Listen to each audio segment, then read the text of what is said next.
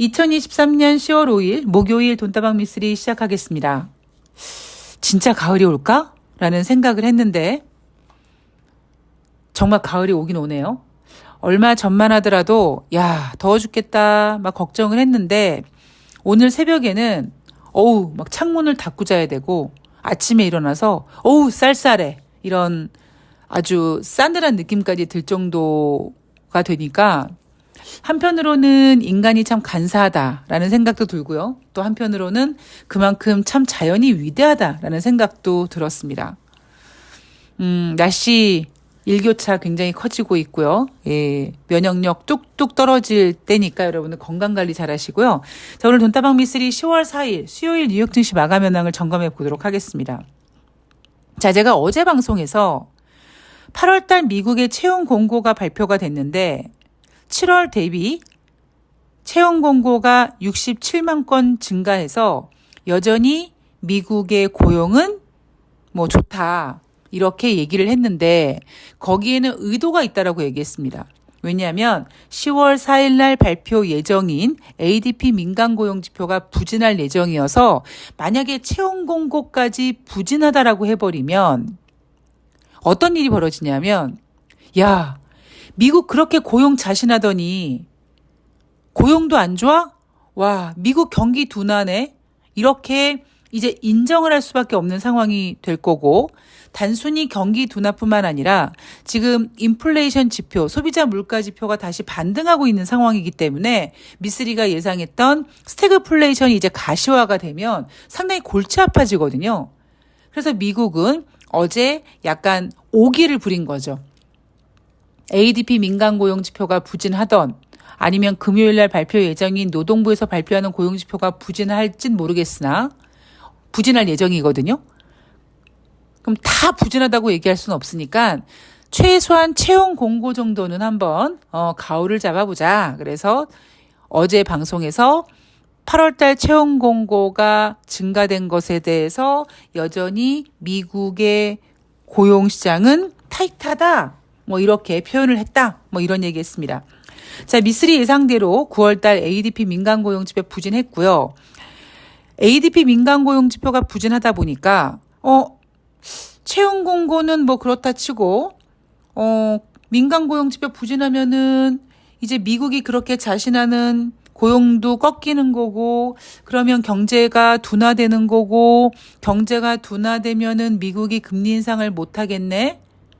이런 심리가 작용이 됐고 이러한 심리로 국채금리가 하락했고 국채금리의 하락이 바로 뉴욕 증시를 반등시켰습니다. 자, 제가 며칠 전에 이런 얘기 드렸죠. 시장을 움직이는 보이지 않는 손은 투자자들에게 어이 야, 딴 거 보지 말고 일로 와봐. 자, 첫 번째 미국의 셧다운, 두 번째 국채금리, 세 번째 국제유가, 이게 지금 시장의 핵심 포인트야 라고 스포트라이트를 비쳤으나 여러분 거기에 흔들리지 마십시오. 왜? 셧다운은 그래봤자 인간이 하는 거고요. 그게 극적인 타결이 될지 셧다운을 시킬지 모르겠으나 결국 다 인간이 하는 거기 때문에 의미 없고, 국채금리 상승이나 국제유가 같은 경우에는 미국 경기가 둔화된다는 것만 인정하면 자연스럽게 해결되는 문제다 라는 이야기를 해드렸습니다. 자, 미쓰리 예상대로 셧다운이라든가 국채금리, 국제유가 이런 건 지금 일도 아니에요. 자, 국제유가에 대한 이야기 잠깐 해드리겠습니다.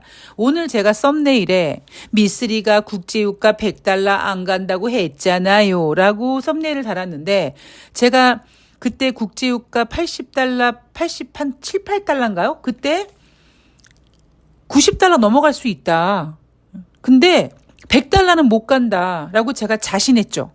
그 자신하는 근거는 뭐였냐면 그 어떤 그 자산 그 상품에 비해서 국제유가는 굉장히 순수한 녀석이다.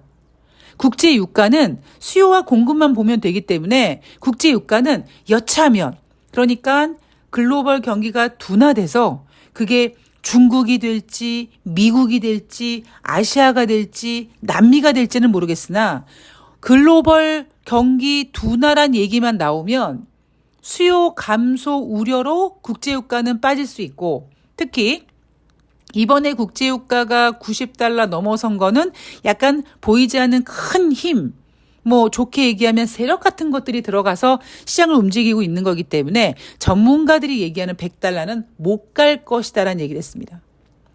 보세요. 이날 국제유가 얼마에 끝났습니까? 84.2달러까지 내려왔습니다. 더 재미있는 사실, 이날 이슈가 있었어요. 그 이슈가 뭐냐면 사우디와 러시아가 연말까지 감산하는 거 유지하겠다라고 했는데도 불구하고 국제유가가 5% 하락했습니다. 왜일까요?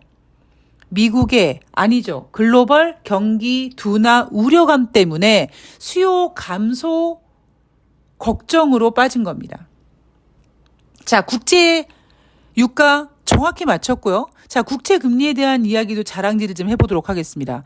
제가 지난번에 국채 유가 얘기하면서 미쓰리가 방송에서 국채 금리를 얘기하면 그때는 국채 금리가 고점이다 라고 얘기하면서도 제가 고점이 아닐 수도 있다. 더 지랄 발광할 수 있다. 그런데 이 지랄 발광이 위에서 하는 지랄 발광이기 때문에 이제 어느 정도 발광하다가 빠질 것이다 라고 얘기하지 않았습니까? 아까 말씀드렸듯이 셧다운이든 국채 금리든 국제 유가든 다 의미 없다. 지금 가장 중요한 건 뭐다? 지금 가장 미국이 딱 숨기고 발표하고 있지 않는 게 뭐다? 미국의 경기 둔화 우려감입니다. 더 나가서 미국의 경기 둔화 혹은 경기 침체 아니면 스태그플레이션입니다. 그런데 쓸카드가 많은 미국은 그 얘기를 하지 않죠. 쓸카드가 많은 미국은 뭐 어떻게든지 숨길 수 있지 모르겠습니다만, 예, 중국도 있고요, 유럽도 있고요, 아시아도 있고요, 뭐 남미도 있고요, 아이고 대한민국도 있습니다. 여러분, 물론 어제 10월 4일 중국 증시는 열리지 않았습니다만 아시아 증시 중에 가장 많이 빠진 나라가 바로 대한민국입니다.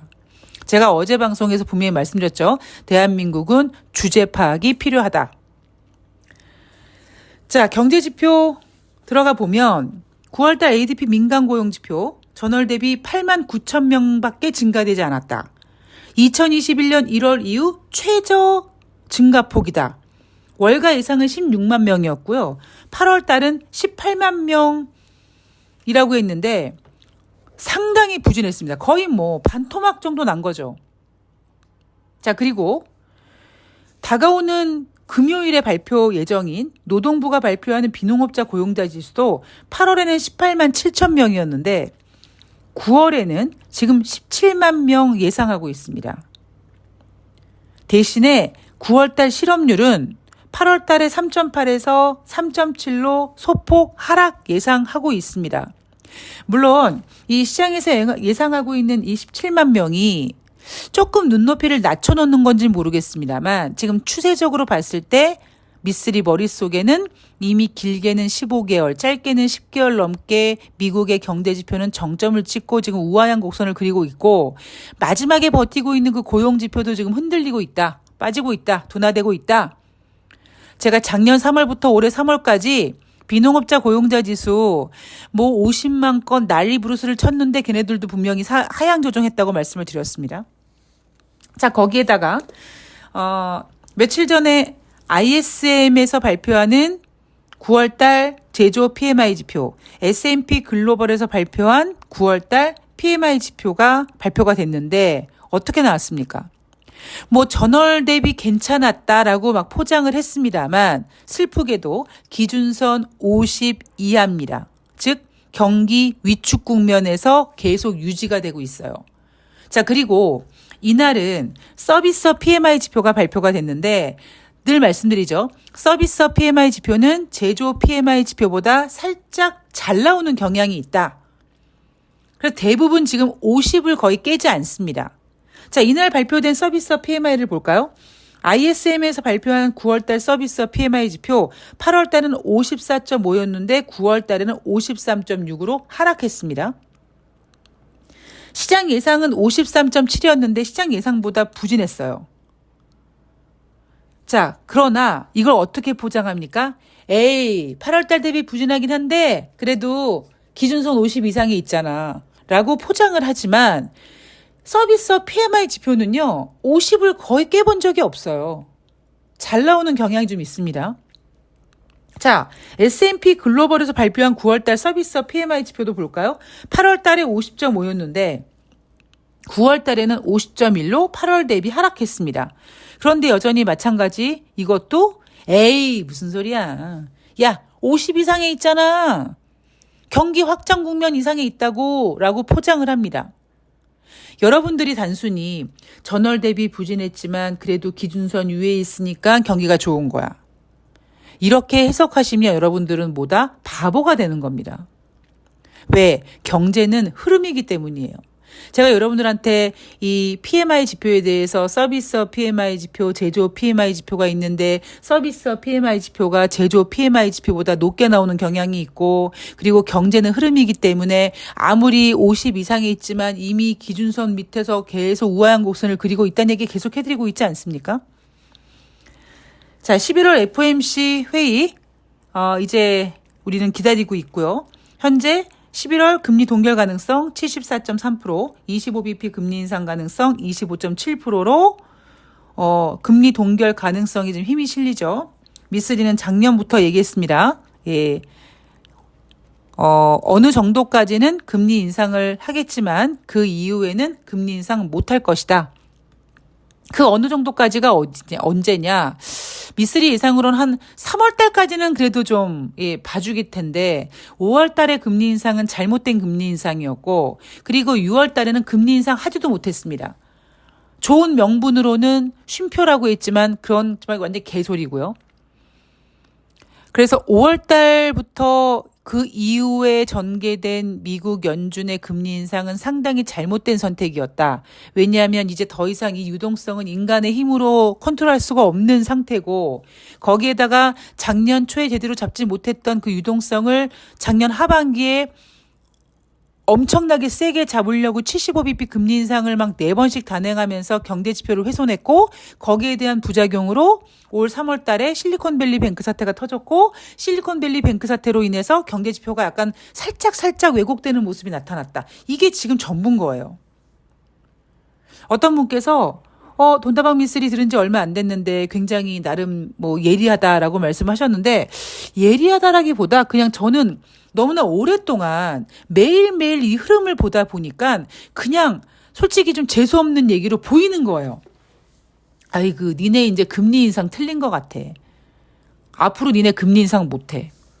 저는 이미 얼마 전부터 계속 9월 달부터 그리고 11월 달, 12월 달 금리 인상 못할 것이다라고 얘기했고 올 연초에 미국 주식시장이 좋았던 이유가 올 하반기에 연준이 금리를 인하할 거라는 기대감을 가지고 선반영됐지만 미쓰리는 작년 연말부터 올해 여러분 연준 미국 기준금리 인하 못해요 라고 여러분들께 못을 박아드렸죠. 올해 금리 인하 못합니다. 만약에 11월 달은 그렇다고 치고요. 12월 달에 12월 중순으로 예정되어 있는데 12월 달에 만약에 기준금리를 연준이 인하를 한다. 하지도 않겠지만 만약에 진짜 한다면 와 연준이 기준금리를 인하한다라고 좋아할 일이 아니에요. 연준이 기준금리를 인하할 수밖에 없게끔 만드는 어떤 대형 악재가 그러니까 그 유동성이 어딘가에서 꿈틀거리다가 대형 사고 한번 치면은 연준이 금리 인하를 할지 모르겠습니다만 올해 3월 달에 연준 실리콘밸리 뱅크 사태 때도 금리를 인상했습니다. 물론 그때는요 동결하고 싶었을 거예요. 그런데 이 똥멍청이 제롬 파월 연준 의장이 3월 초에 우리 50bp 할 거예요 라고 얘기하는 바람에 카오가 있지. 50bp 금리 인상한다고 했는데 갑자기 실리콘밸리 뱅크 사태 터지면서 금리를 동결해버리면 아이고 어떡해 저 실리콘밸리 뱅크 사태가 2008년도 금융위기만큼 엄청나게 큰 건가 봐. 그래서 연준이 금리 인상을 못하나 봐라고 투자자들이 쫄까 봐 25bp 한 겁니다. 그래서 제가 아까 말씀드렸지만 3월 달까지는 미국의 어떤 가오를 잡기 위해서 그래 금리 인상했다고 쳐. 그런데 그 이후부터는 해서는 안 될 금리 인상을 자꾸 제롬 파월 연준 의장과 연준 의원들이 해대고 있는 거죠. 자, 국제 유가 얘기 해드렸죠. 자, 제가 다시 한번 정리해드리면 여러분 딱 일주일 전 생각해 보십시오. 주식시장의 이슈가 뭐였습니까? 셧다운. 국채금리, 국제유가였어요. 제가 거기서 여러분 그거 다 의미 없는 개소리예요. 뭐가 제일 중요하다? 경기 둔화. 셧다운이야. 그냥 예전에 2013년도에 한번 해본 적이 있었고 셧다운이 진행이 돼도 계속 또 그 과정에서 협상 가능하고 오히려 셧다운이 진행된다면 공무원들이 일을 안 하니까 미쓰리 같은 사람은 경제 지표를 볼 수가 없어요. 그래서 셧다운은 의미가 없다. 그래서 오히려 셧다운을 시켜서 미쓰리한테 미국의 경제 지표를 보여주지 않느냐. 아니면 아주 극적으로 타결을 하느냐. 그래봤자 45일짜리고요. 어쨌든 45일짜리 타결되면서 뭐 메카시 하원 의장이 뭐 잘리네 많이 했지만 뭐 그건 저랑 상관없는 얘기고 어쨌든 시간은 벌어놨어요. 그 얘기는 뭡니까? 셧다운은 의미가 없는 거였어요. 그럼 두 번째. 어제까지만 해도 뭐 국채 금리가 어쩌고 난리 부르스를 쳤잖아요. 국제 유가는 어떻습니까? 그런데 그 두 개 이슈 모두 미국의 고용 지표 둔화되니까 바로 꺾이는 거예요. 그리고 이미 일찌감치 국제 유가는 조금 더 빨리 감을 잡았습니다. 왜냐하면 국제 유가는 졸라 순수한 애거든요. 주식은요, 엄청나게 생각이 복잡합니다. 여러분 생각해 보세요. 여러분들 주식 매매할 때 얼마나 복잡합니까? 차트 봐야 되죠. 실적 봐야 되죠. 보조지표 봐야 되죠. 뭐 다른 테마 봐야 되죠. 또 이 현재가 창에서 막 다른 개인들과 기관들과 싸워야 되죠. 근데 국제유가는 수요와 공급만 보면 되거든요. 자, 우리나라 주식시장 얘기해 볼까요? 어제 10월 4일 수요일 제가 2,400포인트를 깨야 된다라고 했는데 결국 그냥 악착같이 지킵니다. 누가요? 개인들이요. 누가 팝니까? 외인과 기관이요. 자, 지금 10월 5일 목요일 현재 주식시장은 상승으로 출발을 했는데 상승폭을 많이 좀 축소시키고 있습니다. 이 상승폭을 누가 버티고 있습니까? 코스피 같은 경우에는 개인이 버티고 있습니다. 대한민국 주식시장은 개인이 버티는 한 비아그라 혹은 코코메디가 필요할 정도로 힘이 약합니다. 뉴욕 증시는 어제 채용 공고 발표하고 오늘 비농업자 고용 오늘 민간 고용 지표가 발표가 될 건데 민간 고용 지표 부진할 거를 알았고 부진할 거라는 걸 알면서 고용 지표가 부진하면 국채 금리가 안도되겠네 해서 10월 4일 수요일 뉴욕 증시는 반등할 자리였어요. 그런데 아직까지 대한민국 주식 시장은요. 안 털렸어요. 못 털렸어요. 자꾸 개인들이 밑에서 꾸역꾸역 받습니다. 자, 어떻게 돼야 된다고요? 2,400 깨져야 돼요. 2,400이 장중에 잠깐 깨지면 안 돼요. 잠깐 깨져봤자 개인이 계속 버팁니다. 어떻게? 2,400을 깨서 개인들에게 꿈 같은 2,600, 2,500, 이제 2,400도 틀린 것 같아 라는 식으로 2,400포인트를 포기시켜야지만 시스템적으로 반대 매매 나오고 버티고 있던 개인들이 물량을 던지고 개별 종목 같은 경우에는 세력들이 아싸 개인들 없다라고 종목들을 올릴 겁니다. 왜냐? 원래 2023년 대한민국 주식시장은 이런 분위기였었어야 돼요.